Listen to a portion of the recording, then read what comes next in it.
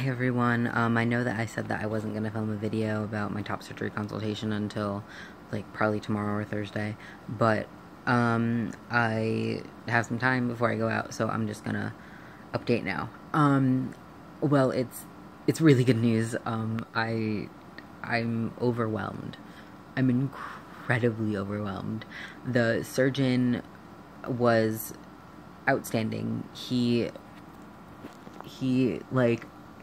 Like, what was his exact phrase? He told me, when I first walked in the office, he apologized to me for possibly making a mistake. He apologized for needing to have my legal name in the system.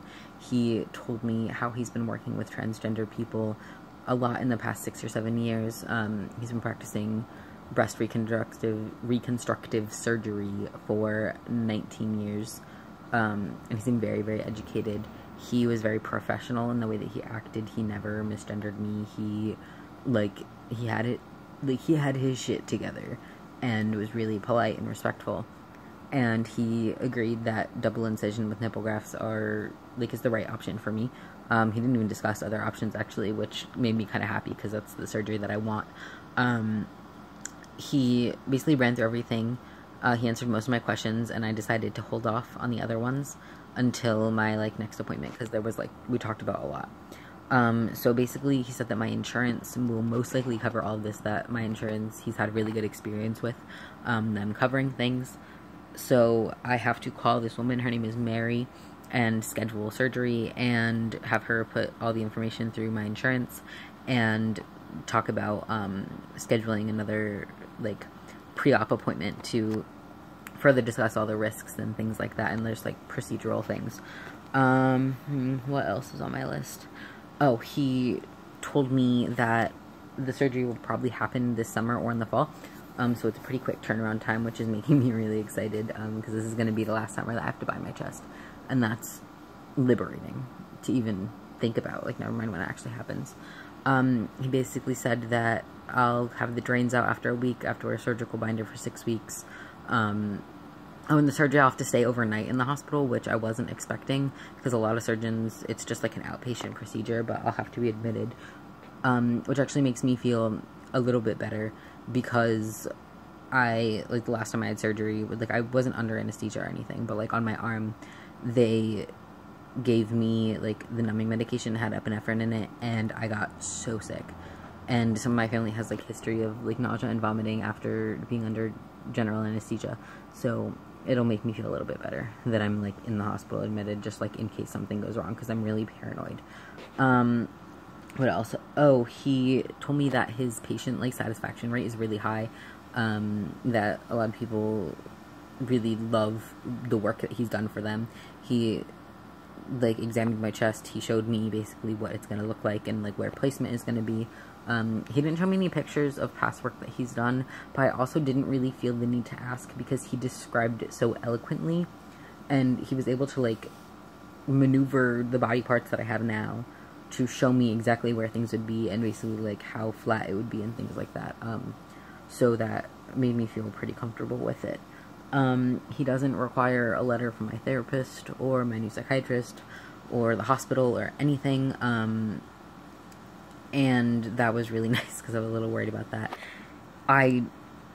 He did ask me if my bipolar disorder is under control, however, and I told him that it's being pretty well managed, which isn't a complete lie. I'm not a total train wreck.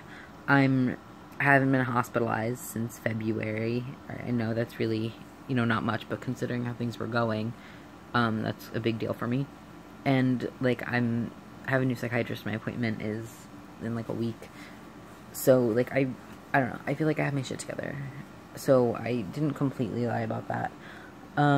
We talked about possible complications. He looked at me and he was like, there's always a risk of death. And I was like, good Lord, please. He apparently has had no patients die or have a stroke, or anything like that, throw a clot that was fatal or anything, which also made me feel nice. He was like, I have to tell you about it because, liability and, if it does happen, but he assured me that his team is really diligent about that and that I really don't have much to worry about, but I get that, he has to cover it all because procedures and liability and you know, malpractice and things like that. What else did he say? Oh, he said that, I, like, am a pretty perfect candidate for top surgery, which I was a little bit worried about because of, like, the medication that I'm on and, like, my other health stuff. And he didn't have any issues with that at all. Basically, he just said that I had to tell the anesthesiologist my, like, respiratory disorder stuff, but that he doesn't think it should be an issue as long as they know about it, and that should be fine. So, yeah, overall, I'm feeling pretty good about it. I'm still really nervous. I don't know, I'm kind of pumped up on adrenaline right now because it was so anxiety-inducing, and then I got in there, and then it was, like, it went perfectly, and I was so impressed.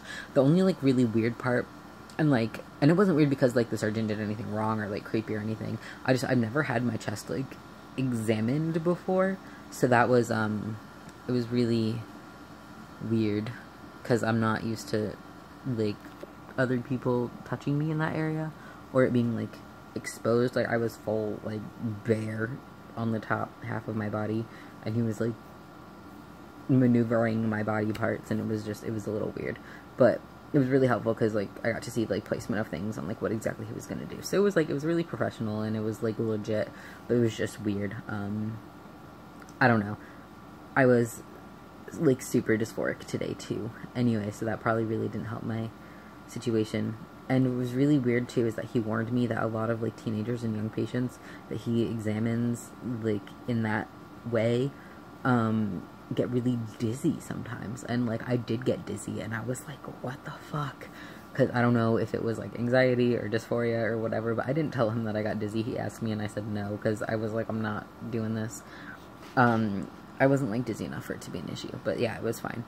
The other really interesting part, and I'm not necessarily saying this is a bad part, but my dad was with me. He took the day off of work today, like, because, you know, we're going to a 4th of July party later, but he, like, came with me to the appointment. Like, he had to drive me and everything, but I expected him to just sit in the waiting room, but when they called my name, he stood up with me, and I was like, oh, hello.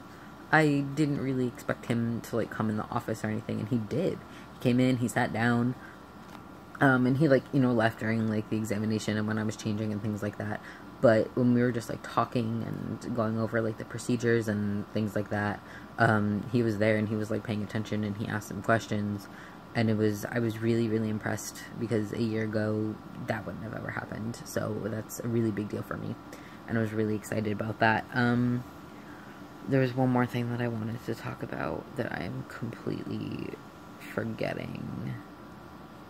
Oh, okay, time off of school and the work and things like that. He said that it's gonna be at least, like, 1 to 2 weeks of time, like, off. Like, I need to just, like, chill. And 6 to 8 weeks for, like, heavy lifting, things like that. So, like, school textbooks, like, can't happen, things like that. So everything would have to be online for me, or I'd have to take, like, a while off of school. Or just be really, really careful. And because I don't really know if I'm going away to school next year, if I'm staying here, since my situation's kind of messy, I'm really just going to schedule the surgery and see how it goes. And I will adjust my life and accommodate. Like, I'm really just going to go with what happens right now, because that's really all I have to do. And I know that whatever time I do have to take off from, like, life to have this surgery is going to be worth it in the long run. Like, even if I fall a little bit behind in school, I can catch up. Like, especially if I'm going away, like, the school that I want to go to, like, if I end up at Ithaca, they're really, really, really great about trans students having surgery and taking time off for that. So I don't really see it being an issue there. And if I stay here, I'm not going to be taking nearly, like, as much classes as I would at Ithaca, because I'll just be doing, like, a couple of community college classes and working. So, like, work will probably be the bigger issue, but, like, it's medical leave, so it'll be fine. Yeah, so that's pretty much the only updates I have right now. As I get closer, and when I call Mary sometime this week, I'll probably do another update video, or maybe just a post, because, like, YouTube has that now. Yeah, so that's just how I'm feeling about all this and what happened today. So, yeah, I'll talk to you soon.